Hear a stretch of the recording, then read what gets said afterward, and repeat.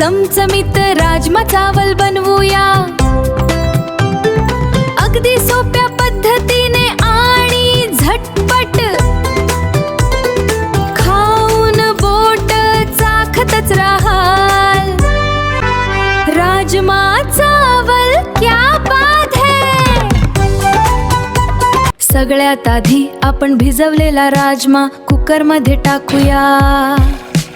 त्यात थोडं मीठ, एक तमालपत्र आणि एक दालचिनीचा तुकडा टाकायचा. यामुळे राजमाला छान सुगंध येतो. आता मध्यम आचेवर कुकरच्या 4 ते 5 शिट्ट्या काढून घेऊया.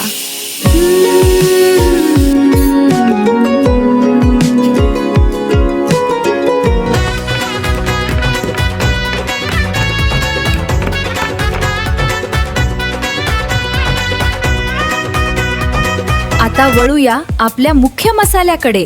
कढईत 2 चमचे तेल आणि 1 चमचा तूप गरम करूया. तेल गरम झालं की त्यात जिरे आणि खडे मसाले टाकू. आता यात जाईल बारीक चिरलेला कांदा. कांदा छान सोनेरी होईपर्यंत परतून घ्यायचा बरं का, कारण कांदा जितका छान भाजला जाईल तितकी ग्रेव्ही भारी होईल.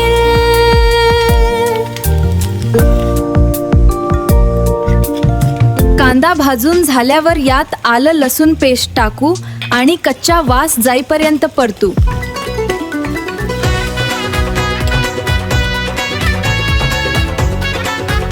आता टाकूया टोमॅटोची प्युरी. टोमॅटोला तेल सुटेपर्यंत छान परतून घ्यायचंय.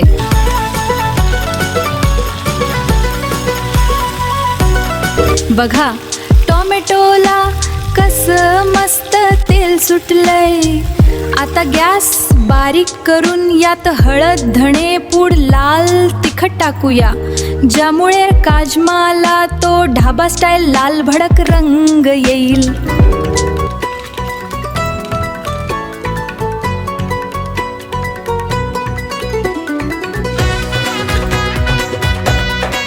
मसाला तयार आहे. आता यात आपण उकडलेला राजमा पाण्यासकट टाकूया.